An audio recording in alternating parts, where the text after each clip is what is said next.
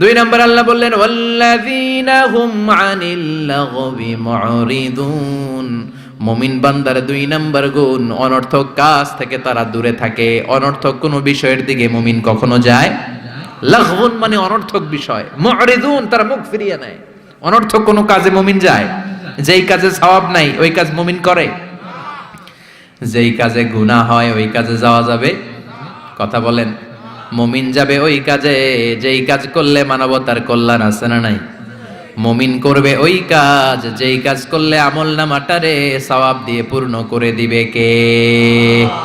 এজন্য বিশ্বনবী বলতেন মিন হুসনি ইসলামিল মারই তারকুহু মা লা ইয়ানি, ব্যক্তির ইসলামের সৌন্দর্য হলো ব্যক্তি তার জীবন থেকে অনর্থক সব কাজ বের করে দিবে। যাই করবেন অর্থবোধক হইতে হবে। অনর্থক কোনো কাজ করা যাবে? কথা কন। আপনি যেটা বলবেন এটার যেন অর্থ থাকে, আপনি যেটা করবেন এটার যেন অর্থ থাকে। আপনি যে অর্থটা খরচ করবেন, সম্পদ খরচ করবেন, এটাও অনর্থক অপ্রয়োজনে খরচ করা যাবে?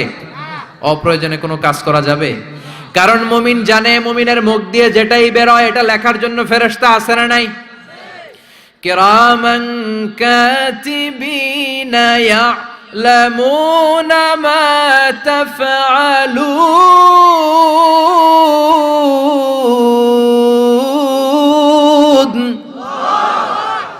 যাই করি ভালো হোক কিংবা মন্দ হোক লিখে রাখার জন্য কিরামান কাতিবিন আছে না নাই?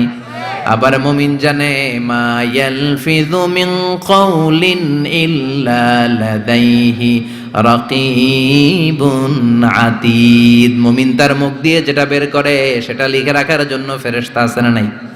এজন্য মুমিন যেটাই করবে এটা অর্থবোধক হবে। অনর্থক কোনো কাজ করা যাবে? অনর্থক কোনো বাক্য উচ্চারণ করা যাবে? মুমিন তার চোখ দিয়ে ওই জিনিসটাই দেখবে যেটা দেখলে সওয়াব আছে না নাই?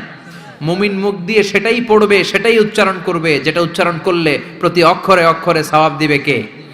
চিল্লায় বলেন কে? আপনি যদি অনর্থক কাজের দিকে মনোনিবেশ করেন, ফোকাস দেন, তাহলে আপনি ভালো কাজের দিকে ফোকাস দেওয়ার সময় পাবেন না। আমাদের দেশের ছেলেপেলারা যত আজে বাজে কাজ আছে এগুলো নিয়ে ব্যস্ত আছে না নাই? হিন্দি সিনেমা, ওই যে হুজুর কইতেছে মোবাইল নিয়ে টিপাটিপি আছে না নাই?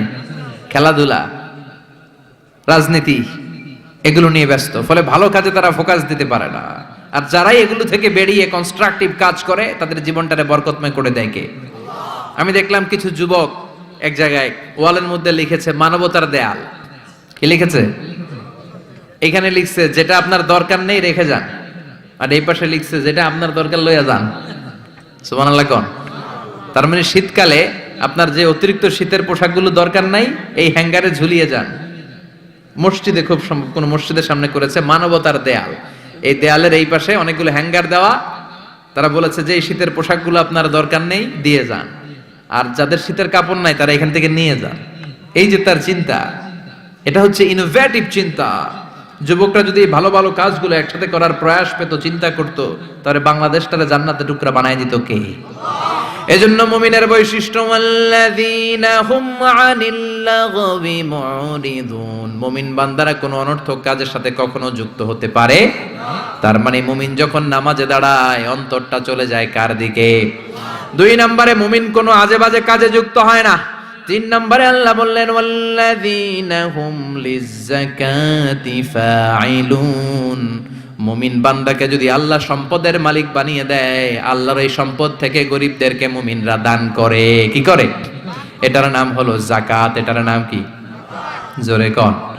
দে যাকাত তোরা দে রে যাকাত, তোর দিল খুলবে পরে আগে খুলু খাত। দে যাকাত তোরা দে রে যাকাত। চিল্লা এখন ঠিক কিনা? যাকাত